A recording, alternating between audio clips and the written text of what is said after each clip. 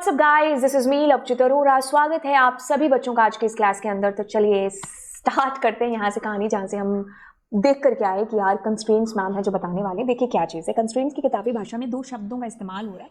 पहला तो एक्यूरेसी और रिलायबिलिटी, जिसको हमने बनाए रखना अपनी टेबल के अंदर, इस वजह से हम कंस्ट्रेंट्स का यूज करते हैं। अब देखिए, पहले तो मैं इसकी किताबी भाषा सिंप्लीफाई करूंगी। तो ये सारे कंस्ट्रेंट्स हैं, यूनिक की कंस्ट्रेंट, प्राइमरी की कंस्ट्रेंट, डिफॉल्ट कंस्ट्रेंट, है ना, ये सब कंस्ट्रेंट है। अब जैसे अपनों ने ये वाला कंस्ट्रेंट पकड़ा, क्योंकि प्राइमरी की हमें पता है क्या होती है। लास्ट क्लास में मैं आपको प्राइमरी की, फॉरेन की, ये सब समझा चुकी हूँ, है ना। अब देखो प्राइमरी की क्या है। प्राइमरी की है कि भाई जिस भी एट्रीब्यूट को आप प्राइमरी की बनाते हो उसमें हमेशा डेटा यूनिक आएगा और कभी भी नल नहीं आएगा। एक टेबल में एक प्राइमरी की बनेगी। तो अब अगर मैंने ये कंस्ट्रेंट अपनी टेबल के अंदर पुट किया है, तो मतलब इससे क्या फायदा होगा मुझे। इससे ये फायदा होगा कि हजारों करोड़ों का जो मेरे पास डेटा होगा उसमें कोई भी डुप्लीकेसी नहीं आ सकती। मतलब हर इंसान जो भी उसके अंदर होगा वो यूनिक होगा, है ना। तो मतलब मैंने क्या किया, अपनी टेबल के अंदर एक कंडीशन से पुट कर दी, एक लिमिट लगा दी, जिससे मेरी टेबल की एक्यूरेसी बढ़ गई और रिलायबिलिटी है जो बढ़ गई। वहीं पर मान लो मैं अगर प्राइमरी की नहीं रखती तो मेरे टेबल में अनाप शनाप कुछ भी डेटा आ सकता था, है ना। कोई भी डेटा भरा जा सकता था, डुप्लीकेसी हजारों बार आती, कोई नहीं, नल रिकॉर्ड आ जाते, तो एक्यूरेसी भी नहीं रहती और रिलायबिलिटी भी नहीं रहती टेबल के ऊपर। तो मतलब कंस्ट्रेंट का मतलब ही यहाँ पर यही है। कहता है कि कंस्ट्रेंट्स क्या है, are the rules enforced on data columns of a table. तो मतलब कंस्ट्रेंट्स क्या है, सेट ऑफ रूल्स हैं जिनको हम अपनी टेबल के कॉलम्स के ऊपर एनफोर्स करते हैं, लगाते हैं। तो ये सारे के सारे कंस्ट्रेंट हैं। कहीं आप प्राइमरी की यूज करोगे, प्राइमरी की कहती है कि मैं एक टेबल में एक ही रहूंगी, यूनिक आप कितनी भी है जो रख सकते हो, इट्स डिपेंड्स। हम डिफॉल्ट भी रखेंगे, हम चेक भी रखेंगे, नॉट नल है, फॉरेन की कंस्ट्रेंट वो भी होगा, ठीक है। कहते हैं कि कंस्ट्रेंट्स आपको पता चल गया, these are called rules enforced on the data columns of our table. These are used to limit the type of data that can go into the table. जो भी डेटा आपकी टेबल के अंदर जाना है ये उसके ऊपर लगाम लगा के रखता है। क्यों? क्योंकि आपकी टेबल की एक्यूरेसी बनी रहेगी और रिलायबिलिटी बनी रहेगी, है ना। जैसे हमारी क्लास है स्कूल के अंदर, तो हमारी क्लास में कुछ रूल्स होंगे, कुछ लिमिटेशंस होंगी, या कुछ हमने कंडीशंस लगा रखी होंगी, तो उससे माहौल है जो सही रहेगा। कुछ भी नहीं है, कोई गया आया, जब अब तुम्हारा मन कर रहा 4 घंटे बाद आओ स्कूल या ना आओ, ऐसा कुछ हो तो क्या रिलायबिलिटी, एक्यूरेसी रहेगी? नहीं। हर किसी फंडा पर ये अप्लाई होता है ना। वैसे ही यहाँ पर भी हमारी टेबल के ऊपर भी हम कुछ रूल्स एनफोर्स करते हैं, कुछ लिमिट्स को लगाते हैं, ताकि हमारी टेबल की एक्यूरेसी और रिलायबिलिटी है जो बनी रहे। तो ये सारे के सारे सेट ऑफ कंस्ट्रेंट्स हैं, जैसे प्राइमरी की है, यूनिक की है, डिफॉल्ट कंस्ट्रेंट है, नॉट नल कंस्ट्रेंट है, चेक कंस्ट्रेंट है। इन सबको हम लोग यूज करेंगे, एक एक करके देखते हैं। सबसे पहले हम लोग गर्दन पकड़ते हैं किसकी, नॉट नल कंस्ट्रेंट की। किताबी परिभाषा कहती है कि it ensures that a column can not have a null value. Yes, मान लो आप एक रियल लाइफ एग्जांपल लो कि हमने मान लीजिए एक फॉर्म बनाते हैं और उसमें मैं नाम, क्लास, ये सब लिखती हूँ। अब मान लो कोई बंदा अपना नाम ही ना लिखे, है ना, कोई नाम ही ना लिखे, तो मैं उस मतलब कैसे उसको आइडेंटिफाई करा पाऊंगी, है ना। मान लो कोई ऐसा है कि मैं मार्क्स के बेसिस पर एडमिशन दे रही हूँ और वो मार्क्स ही एंटर ना करे, तो मतलब वो नल छोड़, मतलब उसने खाली छोड़ दिया अपने उस रिकॉर्ड को जो इंपॉर्टेंट था, जिसमें कुछ ना कुछ वैल्यू आनी चाहिए थी। तो मुझे जब इस तरीके के एट्रीब्यूट्स चाहिए कि जहां कुछ वैल्यूज डाली जाए कि यूजर उसको खाली ना छोड़े, तो मैं पीछे बैकएंड पर एक कंडीशन लगा दूंगी which is what not null. तो इसको कैसे लगाएंगे, इसको ऐसे लगाएंगे जैसे आपके पास में यहां लगी। इसके लिए हम क्या करते हैं, पहले एसक्यूएल को ओपन कर लेते हैं, ठीक है। जैसे हमने इसको ओपन कर लिया, मैं यहां पर क्या करती हूँ, एक टेबल बना लेती हूँ, ठीक है। इसमें मैं 2 एट्रीब्यूट देती हूँ। एक तो मैंने दिया नेम, ठीक है, जिसमें कुछ डेटा रखा मैंने, ठीक है, और एक मान लीजिए मैंने यहां रखा एज, ठीक है। उसमें मैं क्या करती हूँ, एज में मान लो मैं नॉट नल फिल करके आती हूँ, ठीक है, और इसको कर देते हैं हम बंद। अब मैं जब इसमें डेटा इंसर्ट करती हूँ, मैंने पहला जो रिकॉर्ड है उसके अंदर मैंने डाला फिलहाल के लिए मान लो कोमल, और मैं इसमें डालती हूँ डेटा मान लीजिए 90, ठीक है। तो अब इज ओके, सेलेक्ट स्टोर, मेरे पास आ जाएगा। लेकिन एक मैं ऐसा केस करती हूँ जब मैं इसमें कुछ डेटा नहीं डालने की कोशिश करती या मैं नल इसको रखती हूँ, तो अगर मैं आप करूंगी तो ये मेरे को नल रखने नहीं देगा, बजाय इसके कि ये वाला जो कॉलम है मेरा, जैसे मैंने इसमें कुछ तो वैल्यू रखी, अब मैं इसमें अगर नल रखूं तो ये चल जाएगा, ठीक है, इसको कोई दिक्कत नहीं आएगी, आप इसमें नल दे दो। मतलब एज आपकी कभी भी नल नहीं हो सकती। तो मैंने क्या किया, यहाँ पर कंडीशन पुट कर दी, ठीक है, कि आप अपनी टेबल में इस पर्टिकुलर एट्रीब्यूट को नल नहीं रख सकते हो। तो कैसे इसको स्पेसिफाई करना है या कैसे रखना है बहुत ज्यादा टफ नहीं है, you just need to put not null, जिसको भी आप चाहते हो कि इसमें वैल्यूज कुछ ना कुछ आए, खाली नहीं छोड़ सकते। अब प्राइमरी की कंस्ट्रेंट, ये हमारा पहले से ही हमें पता है ये कि 3 शर्तों पर काम करता है। इसमें वैल्यूज जितनी भी आएंगी वो यूनिक आएंगी, हमेशा वैल्यूज आएंगी वो नॉट नल आएंगी, आप चाह करके भी नल नहीं रख सकते। और एक टेबल एक प्राइमरी की, ठीक है, जैसे अपने फिलहाल इसी टेबल के अंदर, या फिर मान लीजिए एक और टेबल क्रिएट कर लेते हैं। क्रिएट, मैं अलग अलग ही बता देती हूँ सबका। क्रिएट टेबल और मैंने कहा यूजर 2, और मैं इसके अंदर मान लीजिए नेम और varchar एंड कुछ डेटा इसमें रख देती हूँ 20 या जो भी।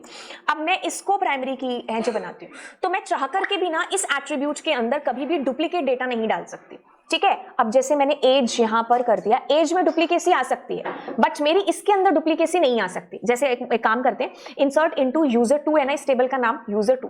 अब मैं अगर इसको एग्जीक्यूट करूंगी तो नहीं, नेम को नल नहीं बना सकते, why, because this is your primary की, ठीक है। अब मैंने जैसे इसमें डाल दिया, मान लो इसमें नाम में मैंने डाल दिया कुछ भी नाम, तो हो सकता है। अब इसी को मैं दोबारा एग्जीक्यूट करूंगी तो ये भी नहीं कर सकती। तो ये शर्त है इसकी कि आप जो भी डेटा इसके अंदर दोगे that must be unique and always not null. ये 2 शर्तें आपको याद रखनी होंगी। और तीसरी शर्त कौन सी, एक टेबल में एक ही प्राइमरी की होगी। अब अगला है आपके पास यूनिक की, जिसमें आपको डिफरेंस भी पता चलेगा कि यूनिक की भी प्राइमरी की तरह काम करती है कि आप हमेशा जो भी डेटा रखोगे ना दैट मस्ट बी यूनिक। लेकिन दोनों में अंतर क्या है, अंतर है कुछ यहां पर। जैसे कि एक काम करते हैं, जैसे एक और टेबल बनाते हैं, मैं जानबूझ करके इतनी सारी टेबल बना रही हूँ ताकि आपको सारी चीजें शुरू से शुरू मतलब समझ में आए ना। क्रिएट टेबल और मैंने यहां पर रखा नेम varchar एंड 20। अब मैं क्या करती हूँ, इसको प्राइमरी की बना लेती हूँ, ठीक है। एक काम करती है, एज में मैंने रखा इंटीजर, यूनिक की रख दिया, ठीक है। अब मैं क्या करती हूँ, इसमें डेटा एंटर करती हूँ। हमारी टेबल का नाम है यूजर 3। अब एक में मैंने पूनम रखा, एक में मैंने 90 रख दिया। अब मैं अगर इसमें रखूंगी, मान लो डेटा मैंने रखा उमा, और अब मैं अगर चलाऊंगी, देखो 90 ऑलरेडी है यूनिकी में, दोबारा कोशिश करूंगी तो ये नहीं करने देगा, ठीक है। अब मैं अगर इसमें नल एंट्री करने की कोशिश करती हूं तो ये हो जाएगा। लेकिन यही चीज प्राइमरी की में नहीं हो रही थी कि आप अगर प्राइमरी की में नल डेटा डालोगे तो आपको ये अलाउ नहीं करेगी, क्योंकि प्राइमरी की नॉट नल कहती है डेटा एंटर होना चाहिए। तो ये सबसे बड़ा अंतर है। अगर मैं इसी को दोबारा करूंगी तो नहीं होगा, क्योंकि उमा ऑलरेडी आपकी टेबल में है, ठीक है। अब मैं इसमें कुछ और डालती हूं तो हो जाएगा। अब अगर मैं इसको कहती हूँ select star from user 3 table है ना, तो देखो मेरे पास null is coming 2 time, it's okay. Null आ सकता है, कितनी भी बार आ सकता है, जो भी डेटा आएगा वो यूनिक होगा और नल हो सकता है आपकी टेबल के अंदर। तो ये सबसे बड़ा बिगेस्ट डिफरेंस है प्राइमरी की एंड यूनिक की के अंदर का। यूनिक की और प्राइमरी की में सिमिलैरिटी है कि दोनों में यूनिक डेटा आएगा।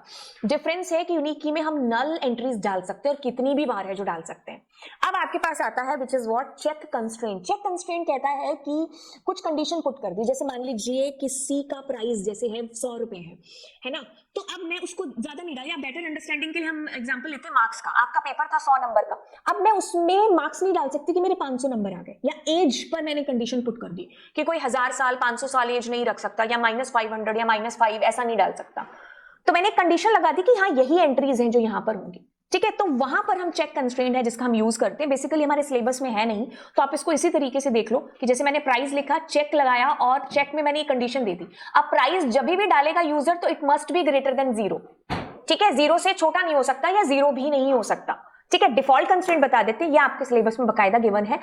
जैसे डिफॉल्ट वैल्यू कैसे, अगर मैं यहां पर मान लीजिए क्रिएट टेबल और मैंने कहा यूजर 3 नहीं यूजर 4, और मैंने कहा नेम varchar, और यहां पर मैंने कहा डिफॉल्ट, और मैं डिफॉल्ट नेम रख करके आ गई राजा, कि अगर यूजर यहां पर ना डाले नाम तो वो राजा आए, ठीक है। जैसे मैं चेक कंस्ट्रेंट भी डाल देती हूँ, एज में मैंने कहा इंटीजर, और यहां पर मैं लगाती हूँ चेक कंस्ट्रेंट। और चेक कंस्ट्रेंट में मैं कहती हूँ कि एज जो होनी चाहिए ना दैट मस्ट बी जैसे एज बिटवीन 1 and 100, ठीक है।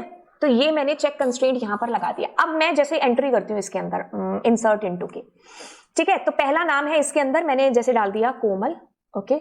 और मुझे ये यूजर 4 करना चाहिए सबसे पहले, तो ठीक है, और मैंने यहाँ पर डाल दिया 90, तो हो गया। अब पहले उसको देख लेते हैं, इसको ये चेक कंस्ट्रेंट को। जैसे मैंने मान लो 900 डाला तो अब ये मुझे नहीं डालने देगा, बिकॉज आपने क्या किया था कि एज आपकी इसके बीच में होनी चाहिए। ठीक है, ये चीज मेरे को समझ में आ गई।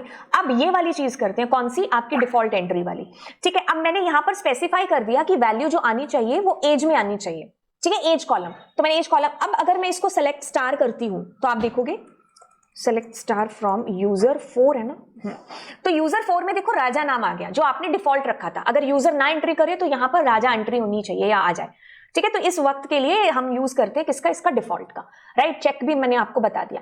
अब आते हैं लास्ट, फॉरेन की कंस्ट्रेंट। मतलब फॉरेन की का कि हम दो टेबल्स को आपस में कनेक्ट करें, जो कि हम लास्ट बीती हुई क्लास में इसकी अच्छे से डेफिनेशन देख चुके हैं। रेफरेंस टेबल क्या होती है, रेफरेंसिंग टेबल जहां पर फॉरेन की होती है, सारी हमने चीजें देख ली।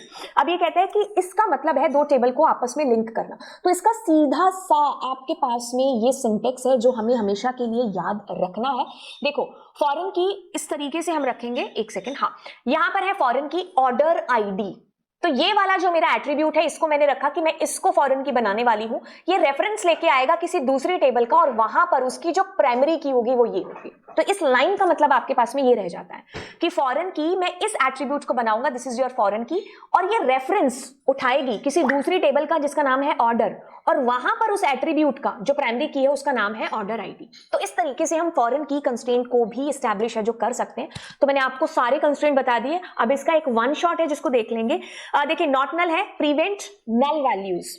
ठीक है, तो आप नल नहीं रख सकते हो, ये डुप्लीकेट अलाउ करेगा, हाँ नल वैल्यूज आएंगी, नाम ही कहता है कि नहीं आ सकती। इस तरीके से आप इस्तेमाल करेंगे। यूनिक की कंस्ट्रेंट हमेशा यूनिक वैल्यूज आनी चाहिए। डुप्लीकेट आ सकती है, नो, नल आ सकता है, यस। आप ऐसे यूनिक की या यूनिक लिख करके इसको एस्टैब्लिश करेंगे। प्राइमरी की के अंदर ना तो कभी डुप्लीकेट आएंगी ना ही कभी नल आएगा, हमेशा यूनिकली आइडेंटिफाई कराने के लिए हम इसका इस्तेमाल करते हैं। फॉरेन की दो टेबल्स को आपस में जोड़ रहा है, डुप्लीकेट अलाउ करता है, यस। नल वैल्यूज, हाँ, अगर नल है तो आप डाल सकते हैं, मतलब हो सकता है नल, फॉरेन की नल हो सकती है। ठीक है, लेकिन फॉरेन की में डेटा जो है आपका वो वही होगा जो प्राइमरी की में है, यानी कि primary key of another table. Check constraint, ये आपकी कुछ कंडीशंस को इन्फोर्स करता है कि आपने कहा कि जैसे मार्क्स 100 से ज्यादा नहीं आ सकते, है ना, एज है अगर मैं 500 साल नहीं डाल सकती, तो यस, इसमें डुप्लीकेट भी हो सकती है, इसमें नल एंट्रीज भी हो सकती है। डिफॉल्ट कंस्ट्रेंट है कि जब हमने एंट्री नहीं की है तो हमारी डिफॉल्ट एंट्रीज आ जाए, तो यहाँ नल भी हो सकता है। खैर, आप मैनुअली भी नल है जो डाल सकते हो, और इसमें डुप्लीकेट एंट्रीज भी हो सकती हैं। तो इस तरीके से हमने ये समझा one shot of constraint. I hope ये चीज आपको समझ में आ गई होगी। तो चलिए फिर मिलते हैं आपको अगली क्लास के अंदर। ऐसे ही आपने छोटे से वीडियो के अंदर कुछ अच्छी सी चीज आपने सीखनी हो कम टाइम के अंदर, तो वो नीचे कॉमेंट सेक्शन में आप डालेंगे। So bye bye and God bless you all.